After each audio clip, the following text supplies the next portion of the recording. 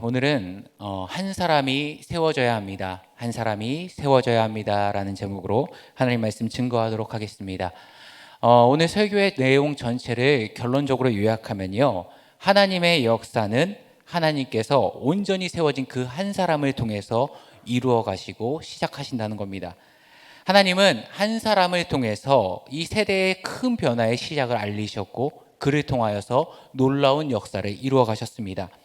우리가 수많은 사람들이 범하기 쉬운 오류 가운데 하나는요, 이 바로 한 사람이 가진 힘이 없다라는 착각입니다. 무언가를 하기 위해서, 무언가를 크게 변화시키기 위해서는 다수의 사람들, 많은 사람들이 있어야 가능하다라고 생각합니다. 그렇게 나 혼자는 아무것도 할 수 없어, 나 혼자는 내가 아무리 노력해도 크게 변하지 않아 라고 생각합니다. 교회 가운데도 그런 모습이 있을 때가 있습니다. 무언가 일을 할 때 이것이 하나님 앞에서 온전한 사역인가, 하나님께 방향성을 맞추고 하나님이 기뻐하시는 사역인가를 점검하기보다는 때로는 마음이 급해서 많은 사람들을 모으고 사람으로 일하려고 할 때가 있습니다. 또 어떤 모임이 생겼다가 금방 시들시들해지고 유명무실해질 때 꼭 하나같이 하는 얘기들이 있습니다. 아무도 그걸 하려고 하지 않습니다. 그래서 저도 하기를 포기했습니다. 이런 얘기를 합니다.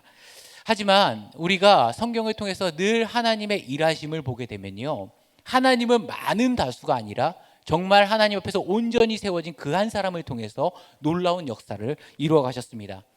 이 아브라함은 갈대아 우르라는 이 우상 숭배가 팽배하고 만연했던 그 땅 가운데서 하나님의 온전한 한 사람을 이끌어내시고, 그로 하여금 하나님의 나라, 하나님의 백성, 제사장 나라를 이루어 가셨습니다.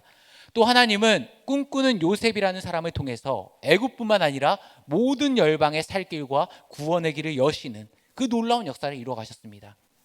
또 모세라는 인물을 통해서 수많은 이스라엘 백성들을 온전히 약속의 땅인 이 가나안 땅으로 이끄는, 그래서 그 백성들이 하나님의 백성으로 훈련되어져 가고 하나님의 율법을 받고 그 말씀대로 살아갈 수 있는 신앙의 공동체를 형성하는 놀라운 일을 모세를 통해서 이루셨습니다.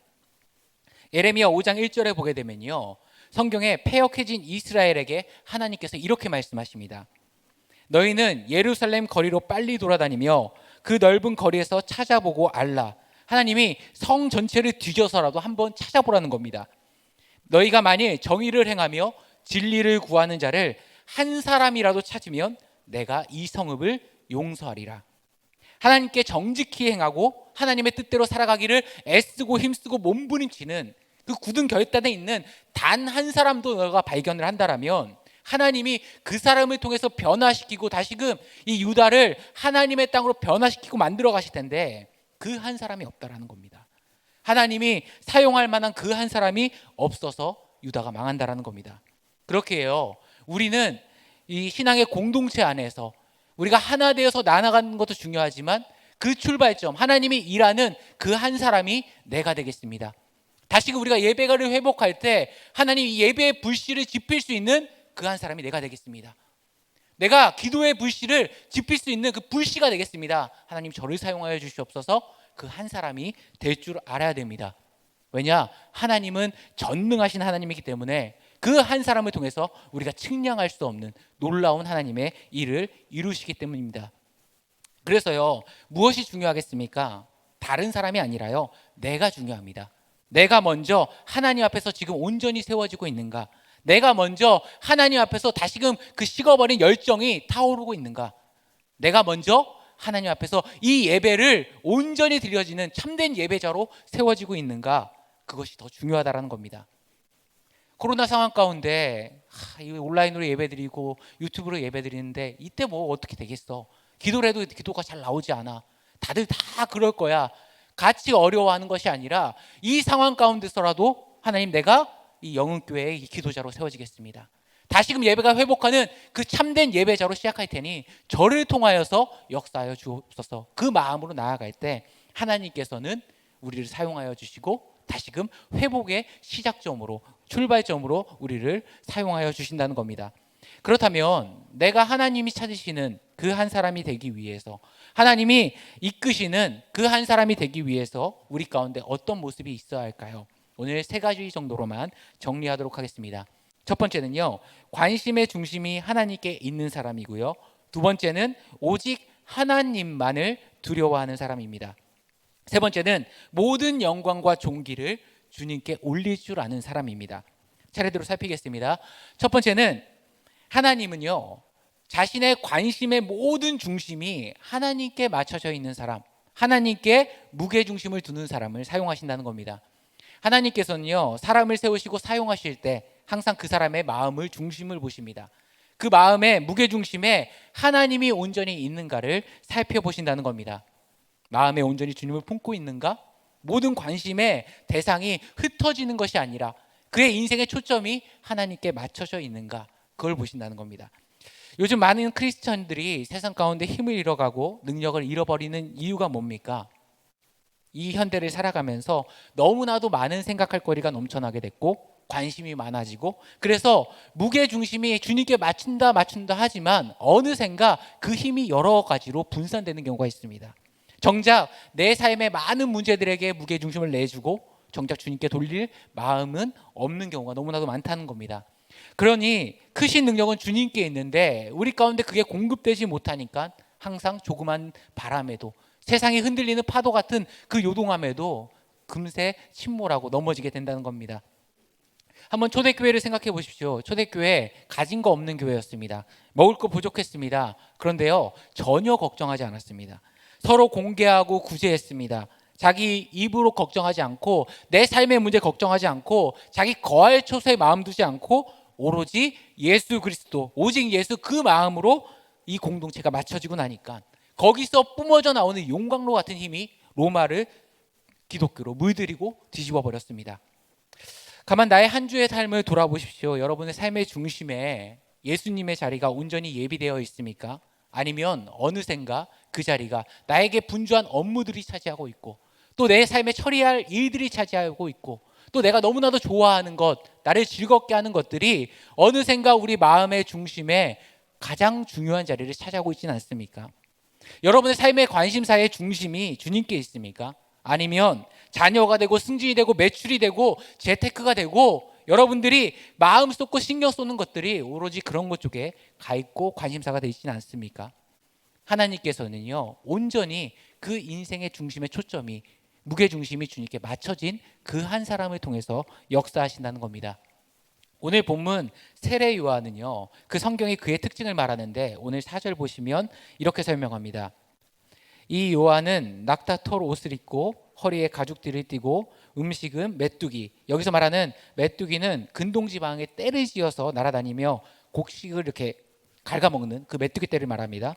그리고 또 석청이었더라. 이 석청은 야생 꿀인데요, 야생 꿀이라는 번역도 있고, 뭐 예를 들면은 뭐 이렇게 값싼 꿀이었다라는 얘기도 있고요. 또 한편으로는 어떤 신학자들은 이 나무에서 나오는 단즙 정도로 추정하기도 합니다. 하여튼 뭐 우리가 메뚜기를 먹으면 얼마나 먹겠습니까? 그리고 그 꿀을 먹어도 좋은 꿀이 아니라 먹으면 얼마나 먹겠습니까? 이 세례 요한을 표현하는데요, 그의 특징적인 부분이 낙타토로, 메뚜기, 석청, 이 세 가지로 표현합니다. 또 그가 사는 곳은 어디입니까? 예루살렘인가요? 광야에서 살았습니다. 지금 성경 4절을 통해서 이 성경은 세례 요한의 마음의 중심이 어디에 있는지를 우리에게 보여주는 겁니다. 좀 더 기름지고 좀 더 좋은 옷을 입기 위해 분주히 살아가는 것이 아니고, 내 배부르고 더 좋은 음식을 먹기 위해 내 시간을 투자하는 것이 아니고, 좀 더 평수 넓고 의리의리한 집에 사는 것이 내 인생의 가장 큰 목표가 돼서 내 인생의 중심을 뺏겨버리는 것이 아니라 오직 주님의 길을 예비하며 하나님이 그의 관심사고 그의 인생의 중심이었다라는 겁니다. 이런 사람이었다. 오늘 이 메뚜기와 석청, 낙타털 옷을 통해서 세례 요한이 어떤 사람인지, 어떤 마음으로 살아가는지를 성경은 이야기해주고 있는 겁니다. 오직 주님, 오직 하나님이 유일한 관심이며 이 삶의 중심이 되는 사람, 그 사람은 하나님이 반드시 쓰신다는 겁니다. 우리가 하나님의 백성으로 이 땅에 살아가면서 이런 모습이 있어야 되지 않을까 생각합니다. 믿긴 믿되 내 인생의 중심의 포커스를 다른 거에 다 뺏기는 것이 아니라 오로지 내 인생의 중심은 주님 것입니다. 내가 주님께 내어드립니다. 그 마음 가지고 온전히 품고 살아갈 때 우리는 가진 것 없고 우리는 능력이 없지만 하나님께서는 부족한 우리를 통해서 놀라운 회복의 역사를 이룰 줄 믿습니다. 이 한 주간 온전히 주님의 마음의 중심에 품고 살아가시는 귀한 성도님 되시길 간절히 소망합니다. 두 번째는 하나님께서는 오직 하나님만을 두려워할 줄 아는 사람을 사용하신다는 겁니다. 우리가 세상을 살아가면서 담대할 수 있는 근거가 어디에 있습니까? 요한복음 16장 33절에 그 근거가 나오는데, 이것을 너희에게 이르는 것은 너희로 내 안에서 평안을 누리게 하려 함이라. 세상에서는 너희가 환난을 당하나 담대하라, 내가 세상을 이겼노라. 이미 주님께서 이 세상을 이기셨다 선포하십니다. 그러니까 우리가 살아가는 이 세상은요, 이미 명백하게 승패가 갈린 싸움이라는 겁니다. 내가 이겼으니까 너희가 내 품 안에 거하면 이미 너희도 이긴 거야. 그러니까 두려워하지 마. 너희의 담대함의 근원이 나야 라고 이야기하시는 겁니다. 하지만 우리가 인생을 살아가면서 수많은 것들을 두려워합니다. 수많은 염려들을 품고 살아갑니다. 내가 세상을 살아가면서 굳이 크리스천인 건 숨기진 않지만 굳이 또 드러내려고도 하지 않습니다. 내 입술의 주요한 토픽이요, 이제는 더 이상 십자가, 복음이 아니라 내 삶의 이야기들로 가득합니다. 간혹 청년들과 말씀 성경 공부를 나누다 보면요, 가장 많이 청년들이 고민하는 부분 중에 하나가 뭐냐면 신앙생활과 삶의 생활과의 간극을 상당히 괴로워합니다. 교회에서는요, 하나님의 자녀로 어릴 때부터 모태신앙으로 잘 자랐습니다. 자기도 하나님의 뜻이 뭔지를 차곡차곡 배웠어요. 그런데 삶 가운데 가면 그 뜻대로 못 살아가는 자신의 부족함, 연약함을 직면하게 될 때가 가장 괴롭다고 합니다. 이게 청년들의 이야기만은 아니죠. 우리도 살아가면서 어느 순간인가 하나님의 뜻과 내 뜻이 마주하는 그 간극을 경험할 때가 있습니다. 미국에서 가장 영향력 있는 교회 가운데 1위로 선정됐던 윌로 크릭 교회의 빌 하이베스 목사님이라는 분이 계십니다. 우리가 잘 알고 있는 이 열린 예배, 그 모델을 제시했던 분인데, 그분이 쓰신 책 가운데 나는 크리스천입니다라는 책이 있습니다. 거기 보면 이런 예화가 나옵니다. 어느 작은 마을 한복판에요, 커다란 참나무가 있었는데 그 나무는요, 그 마을의 상징이었답니다. 그래서 누가 봐도 우리 마을을 상징하는 큰 나무, 오랜 세월 버틴 전통 있는 나무야, 이렇게 얘기할 정도로 수백 년 풍파를 이겨놓은 거목과 같은 그런 나무였답니다. 주민들은요, 태어나기 전부터, 훨씬 전부터 그 나무가 마을에 있었고, 그리고 자신들이 세상이 떠나고 난 뒤에도 그 나무는 여전히 우리 교회, 우리 마을 가운데 상징과 같은 참 멋있는, 우리가 어디 내놔도 자랑할 수 있는 그런 나무일 거야 라고 생각했답니다. 그런데요, 어느 날 갑자기 밤에 폭풍이 치고 벼락이 치고 사나운 비바람이 불기 시작하는 겁니다. 그 튼튼하고 견고해 보인 나무가요, 그 풍파에 못 이기고 그만 두동강이 나버리고 맙니다. 마을 사람들이 얼마나 놀랐겠습니까? 그래서요, 온 마을 사람들이 모여가지고 그 나무한테 간 겁니다. 야, 이게 무슨 일이지? 무슨 일이지?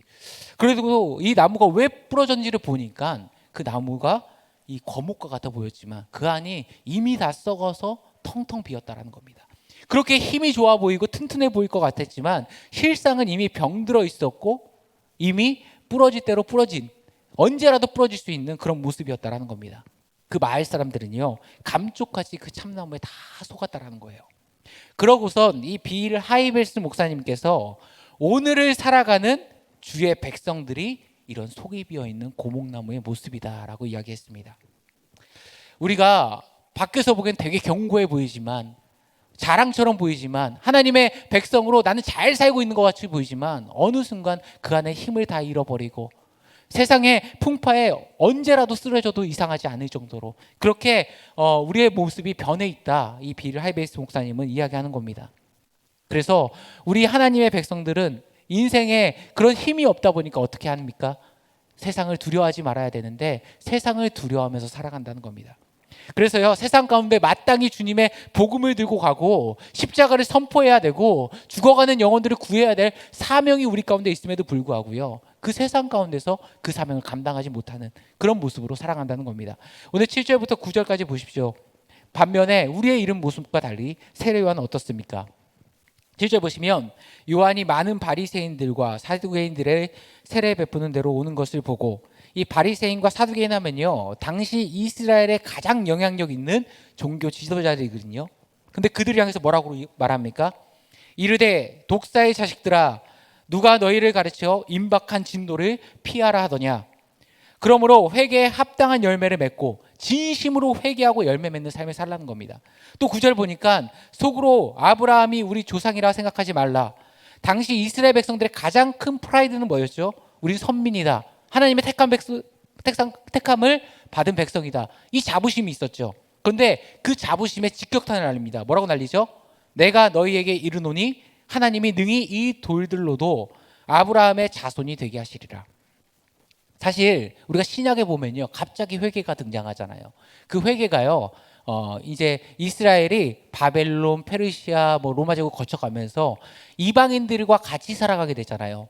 그러면 이방인들 가운데 유대인으로 개종하는 사람들이 있죠. 개종하는 사람들이 생기죠. 근데 그 사람들이 개종하기 위한 조건이 있었습니다. 그게 뭐였냐면 할례였고요. 하나는 세례였어요. 세례 뭐예요? 이방인 선민의식이 여기까지 올라가지고 너넨 죄인이라는 거예요. 죄인이니까 우리 공동체 유대인으로 하나님의 백성이 되기 위해 세례받아야 돼. 그 세례는 이방인들만 받는 거였어요. 그런데 세례 요한의 세례는 뭐였어요? 우리가 다 죄인이라는 거예요. 바리새인 너희도 죄인이라는 거예요. 그래서 너희가 세례를 받아야 된다. 그 운동을 했다라는 겁니다. 어떻게 보면요, 세례 요한은 당시에 가장 권력을 가지고 당시에 가장 힘을 가진 그 계층을 전혀 두려워하지 않고 오히려 그 가운데 그의 담대함은 뭐였어요? 하나님의 뜻을 내가 전하지 못하는 그것을 두려워하면서 온전히 선포했다라는 겁니다. 오늘 그들 마음 가운데 자식들이 갖고 있는 이런 선민의식, 조상 아브라함 때부터 쭉 내려왔던 그들의 마음 가운데, 야, 그거 아니야. 너네 하나님 앞에서 그 모습으로 쓰면 안 돼. 바른 것을 말할 수 있는 그 모습으로 세워졌다라는 겁니다. 지금 세례요한이 누굴 두려워하나요? 사람을 두려워하나요? 세상을 두려워하나요? 아니에요. 하나님만 두려워했습니다. 자기가 하나님의 뜻을 전하지 못할까 봐 그것을 두려워했습니다. 그래서요, 이 광야처럼 이 척박한 시대 가운데 새로운 은혜를 여는 이 축복의 생수를 흘러서 온 땅에 적시게 하는 그 사역의 도구가 되기 위해서는요, 무엇보다도 세상 두려워하는 것이 아니라, 세상과 하나님을 같이 두려워하는 것이 아니라 하나님만을 두려워할 줄 아는 그 사람을 하나님이 쓰신다는 겁니다. 이 한 주가 살아가실 때 우리 성도님들, 하나님도 두려워하고 세상도 두려워하는 그 모습이 아니라 저는 오로지 하나님만 두려워합니다. 내가 하나님 앞에서 온전히 서지 못할 것만 두려워하고 하나님의 마음을 이해하지 못하고 내 뜻대로 갈 것만 두려워하고 아버지를 마음 아프게 할 것만 두려워하며 살아갑니다. 그 담대함 가지시고 하나님만을 두려워하며 하나님을 붙드시는 우리 성도님 되시길 간절히 소망합니다. 마지막으로는 모든 영광을 하나님께 온전히 내어드릴 줄 아는 그 사람을 사용한다라는 겁니다. 요즘 사회면을 보게 되면 곳곳에서 이 기독교의 부정적인 모습을 보도하는 경우도 있습니다. 또 때로는 많은 목회자들의 부족한 부분들, 그런 것들이 대형 기사를 통해서 국민들에게 전달될 경우도 있습니다. 많은 대형교회 목회자분들이 자신의 그 교회를 마치 사유재단처럼 물려주는 경우도 생기고, 그걸로 인해서 이게 교회가 재산이냐 여러 가지 논리의 지탄도 받기도 합니다. 목적이 어쨌든 저는 뿌리는 단 한 가지라고 생각합니다. 하나님의 영광을 내 영광으로 착각하기 때문에 하나님의 귀한 도구로 사용하셔서 하나님의 사역을 하고 온전히 물러나야 됨을 불구하고 그것을 마치 내 것처럼 여기는 순간 문제가 생기기 시작한다고 생각합니다. 제가 청년들과 이 전도서 성경 공부를 진행하고 있는데요. 지난 12월부터 지금 이제 1월까지 해서 전도서를 끝냈는데 7장을 나누면서 그 얘기를 했습니다. 전도서 7장의 포인트가 지혜는 하나님의 것과 나의 것을 구분할 줄 아는 것이었습니다. 그러면서 함께 나눴던 질문이 뭐냐? 나도 모르게 하나님의 것임에도 불구하고 내 것처럼 여기는 것이 뭐가 있을까? 서로 막 나눠봤었거든요. 저도 그걸 나누면서 이 질문을 던지고 저도 생각해 보니까요. 저는 내가 하나님의 것임에도 불구하고 제가 몰래 가져가는 건 뭐가 있을까 생각해 봤을 때요. 설교를 마치고 나왔을 때 가끔 청년들이 한두 명이 그런 얘기를 해줄 때가 있습니다. 목사님 은혜 받았어요. 오늘 말씀 좋았어요. 이러면은 너무 기분이 좋아집니다. 위로가 되고 힘이 되고. 그런데 한두 분이 더 오셔서 목사님 너무 은혜 받았어요. 그러면 그때부터는요, 이상하게 내가 좀 하지 이런 생각이 들 때가 있습니다. 저도 모르게 하나님의 영광을 돌려야 되고 하나님만 영광을 받으셔야 되는데 이 설교자로 쓰면서도 제 교만함과 제 부족함이 어느샌가 하나님의 것을 내 것처럼 여겨버리는 그런 모습을 발견할 때가 있는 것 같습니다. 하나님이 사랑하시는 사람은요, 하나님의 것을 내 것처럼 여기는 것이 아니라 온전히 하나님의 것은 하나님께로 구분할 줄 아는 지혜가 있는 사람입니다. 뭐 여러 가지가 있겠죠. 우리가 물질적인 부분도 있겠지만 또 인생의 시간적인 부분도 있을 겁니다. 내가 권사로 임직을 받았습니다. 그러면 이 권사로서 감당해야 될 시간은 내 게 아니라 하나님 겁니다. 내 거라고 생각하면 문제가 생기죠. 내가 이거 또 봉사해야 돼? 왜냐하면 내 시간을 내어드려야 되는 거니까. 그런데 바꿔 얘기하면 내가 임직받는 순간 그 시간은 누구 겁니까? 하나님 거예요. 그러면 당연히 드려야 되는 거기 때문에 전혀 문제될 게 없습니다. 제가 청년한테 얘기하면서 그 얘기를 했습니다. 11조도 마찬가지라고 했어요. 11조 할 때 어떻게 생각합니까? 한 달 동안 열심히 일했어요. 그래서 10분의 1을 내가 열심히 일한 거에서 하나님께 드린다고 생각하면 문제가 있는 겁니다. 하나님이 내게 주신 건데 내가 9을 받고 하나님께 하나를 드린다라고 생각해야 되는 거죠. 예를 들면 100만 원을 제가 어떤 청년에게 줍니다. 그래서 너 이거 먹고 싶은 거 먹고 90만 원 쓰고 나한테 10만 원만 남겨와.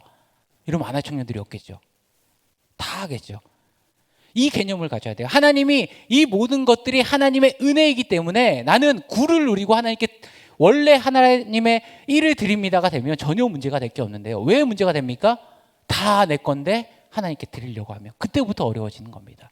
그렇게 우리가 하나님 안에서 온전히 하나님의 백성으로 세워진 것은 가장 큰 지혜는 뭐냐? 하나님께 드릴 것을 온전히 구분할 줄 아는 것. 내 것과 하나님 것을 나눌 줄 아는 그것이 분별력이 바로 지혜입니다. 오늘 세례요한도 마찬가지였습니다. 당시 이스라엘 백성은요, 구약의 마지막 성서인 말라기를 끝으로 400년가량 영적 침묵의 시대가 이어집니다. 어떤 선지자들, 어떤 묵시, 어떤 하나님의 말씀도 공급되지 않는 영적 목마름의 시대였습니다. 영적 지도자들이라고 하는 바리새인들은요, 나는 특별히 구분된 자야. 모든 이스라엘 백성들이 정죄하기 바빴고요. 사두개인들은요, 귀족 출신이라고 해서 정부랑 유탁해가지고 백성들이 유린하게 바빴습니다. 보세요. 누구 하나 마음에 정죄당하고 삶으로 갈취당하고 로마로부터 힘들어하는 그 백성 하나를요, 영적 갈급함을 채워줄 수 있는 사람이 아무도 없었다는 겁니다. 그러는 가운데 이 400년 만에 참된 하나님의 말씀을 증거하며 회개를 촉구하는 한 사람이 등장합니다. 모든 사람들이 얼마나 바랬겠습니까? 모든 포커스와 관심이 세례 요한에게 쏠릴 수밖에 없죠. 그런 상황에서 11절에 요한은 뭐라고 이야기합니까? 나는 너희로 회개하게 하기 위하여 물로 세례를 베풀거니와 내 뒤에 오시는 이는, 예수님을 말하는 거죠, 나보다 능력이 많으시니 나는 그의 신을 들기도 감당하지 못하겠노라. 고대 사회에서 주인의 신을 누가 들었냐면요, 이방인 종들이 그 역할을 했습니다. 자기는요, 주님 앞에서는 그 신 하나 들 수 없는 이방인 종과 같은 존재입니다. 이렇게 고백하는 겁니다. 무슨 말입니까? 나는 메인이 아닙니다. 나는 이 영광을 받을 수 없습니다. 온전히 이 영광은 하나님께 있습니다. 주님께 있습니다. 이 고백으로 나아갔다는 겁니다. 이게 하나님이 사용하시는 사람의 모습과 자세라는 겁니다. 내가 잘나서 된 거야, 나를 찬양하는 것이 아니라 내 삶에 어떤 결과가 있을 때, 내가 열심히 노력했지, 나 스스로를 높이는 것이 아니라, 걔 아니었으면 이거 안 됐어, 친구의 도움과 다른 사람의 도움과 다른 사람의 손길을 영광 돌리는 것이 아니라, 이번에 운이 좋았지, 미신으로 치부해버린 것이 아니라, 내가 해결할 수 있도록 지혜 주신 이도 하나님이시요, 도움의 손길도 예비하신 이도 하나님이시고, 정확한 시기와 타이밍도 하나님의 것이었습니다. 하나님이 도우시기 때문에 제가 가능했습니다. 하나님께 영광을 돌릴 줄 아는 사람, 그 사람의 인생을 주님께서는 만져주시고 빚어주시고 하나님의 도구로 사용하신다는 겁니다. 이렇게 세례 요한이 온전히 세워졌을 때 어떤 일이 일어납니까? 세례 요한은요, 예수님이 하나님의 그 십자가의 약속을 이루어 가시는 그 첫걸음을 세례 요한과 함께 하십니다. 함께 그 사역을 만들어 가세요. 우리도 마찬가지입니다. 내 인생의 무게중심이 주님께 있고 오직 하나님만 두려워하고 세상 앞에 담대히 살아가며 내 인생의 모든 결과 하나님으로부터 온 은혜입니다 고백할 줄 아는 사람, 그 사람을 통해서 하나님이 온전히 그 침묵을 깨고 척박한 광야 가운데서도 온전히 생명이 자라났던 것처럼 우리 영흥교회 안에서도 그 한 사람이 세워질 때 다시금 뜨거운 회복의 역사를 시작하는 그 출발점으로 사용하실 줄 믿습니다. 저는 우리 성도님들이 주님이 찾으시는 그 한 사람이 되기를 원합니다. 그래서 우리 예배 가운데의 회복이, 우리 교회의 기도의 불길이, 우리 교회의 지경이 넓혀지는 그 영광의 시작점과 출발점이 여러분이 되시길 간절히 축원합니다. 이 시간 우리 찬양하며 기도로 나아가겠습니다.